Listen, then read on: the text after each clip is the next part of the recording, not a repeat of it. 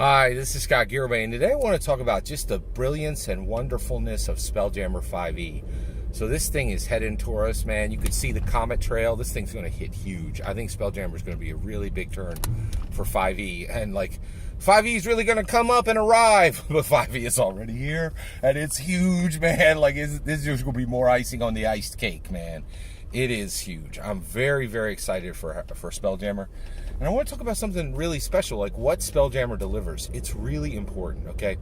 So one, Dungeons & Dragons has very carefully, very specifically put into effect this this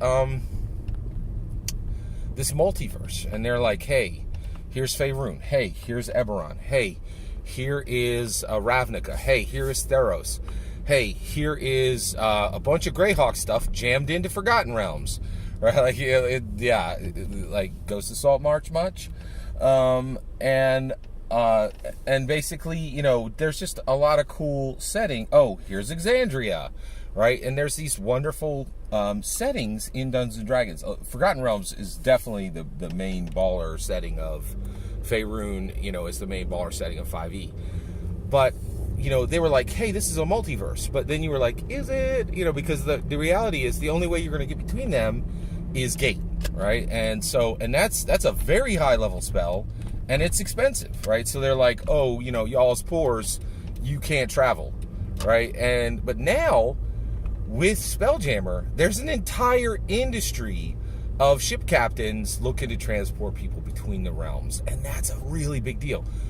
Why is that a big deal? Well, one of the biggest things is 5e is fixing a major problem in Dungeons & Dragons overall. There's a whole group of people who are like, it's my real jam in D&D, making sure that races are excluded, right? And they're like, I don't let tieflings and dragonborns and all these new D&D races into my realm, right? And you're like, what? That's really tone deaf. Is your real main jam in D&D excluding races? That might be more than a D&D thing, man. Maybe you should reflect a little.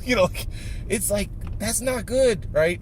And Spelljammer is just taking it to those people. They're like, oh, hey, remember how you said that tieflings weren't here and gifts weren't here and dragonborns weren't in your world and all?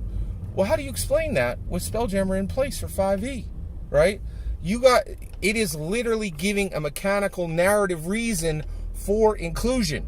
And saying if you're like, oh, all I have here is the Tolkien races, dwarves, elves, and humans. That's it, right?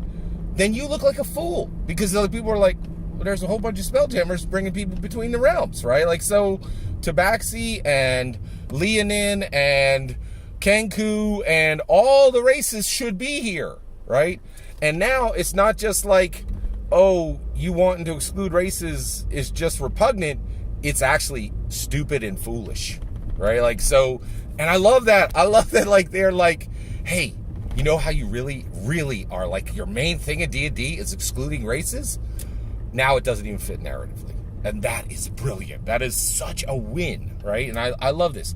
Not shaming people for their repugnancy, but literally just making the repugnancy not fit in Dungeons & Dragons. Logically, narratively. Absolutely brilliant. I love it. Yeah, so all that's my opinion. What's your thoughts? Love to hear what you have to say. Let me know in the comments below. Please consider subscribing, and have a wonderful millennium.